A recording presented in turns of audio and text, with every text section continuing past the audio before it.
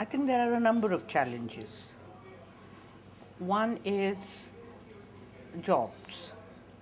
We have had economic growth which has not entailed increase in the number of jobs, and therefore that is one area which needs to be addressed.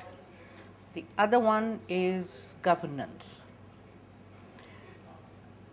I think infrastructure, governance, these are all very interrelated issues, and I think there is tremendous need to address these.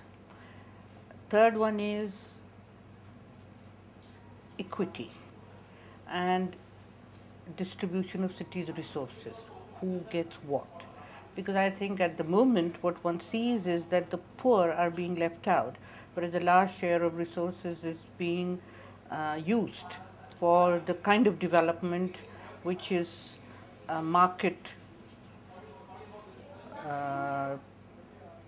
driven. So that is another area where a lot of work needs to be done. The disparity between the rich and the poor is increased over time. So although the poor are slightly better, in the sense they are living in a slightly better condition, but that doesn't mean that we have addressed the kind of problems they face or the lack of infrastructure and the hardships that they face. I had done a long time ago straightforward interviews of women and men living in slums in Pune and Bombay on their access to water and sanitation.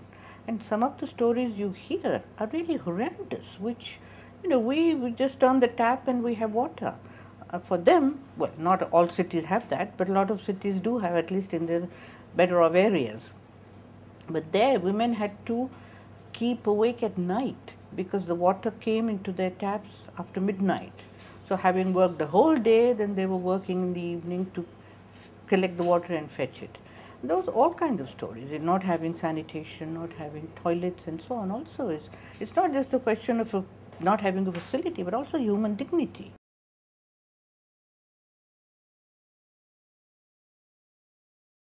I suppose first he or she has to be very sensitive to the kind of challenges the poor people in cities face. One of the definitions of poverty is lack of options, and it is so true. Sensitivity to these problems, and I think then you begin to look at the city differently. Then you see the stark differences between how the rich are living, or better off, I wouldn't say necessarily rich, but those who can compete in the market for housing, other facilities and so on, and those who cannot. There is a tremendous gap between them.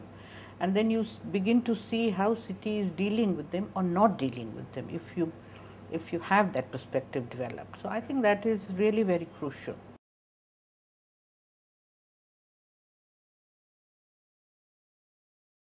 Let me say, I'm just overwhelmed by the framework that I have seen. But what I really like about it is the core, because there you talk about putting the student who is coming in there in touch with himself, with society and the environment. I think we miss that in our education. See, for me, the challenge is how much you give to the students as theory or case studies or what have you, and how much they explore and find for themselves. The balance between these two would really determine how the teaching program works out.